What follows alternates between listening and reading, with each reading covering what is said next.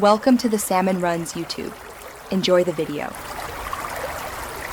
You start by powering off and unplugging the machine, then ground yourself so static doesn't fry components. Once done, confirm the power supply has the required wattage and available PCIe 6/8-pin connectors for the Nvidia card, because insufficient power causes instability. Make sure you have space in the case and a screwdriver ready. Next, remove the side panel, unscrew the bracket, and gently release the PCIe slot latch while supporting the GPU. You'll be ready to extract the old card safely. You should align the Nvidia card with the PCIe X16 slot and press evenly until the retention latch clicks. Uneven pressure can bend the board.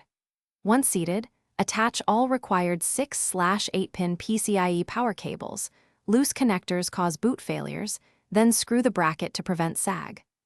Reconnect your monitor to the GPU's display output rather than the motherboard, because integrated ports may disable. After closing the case and plugging power back in, power up to check post and initial display output from the new card. You'll need to install the latest Nvidia drivers immediately.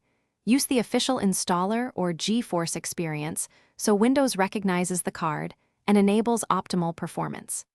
Make sure in BIOS the primary display or GPU priority is set to PCIe if the system still uses integrated graphics.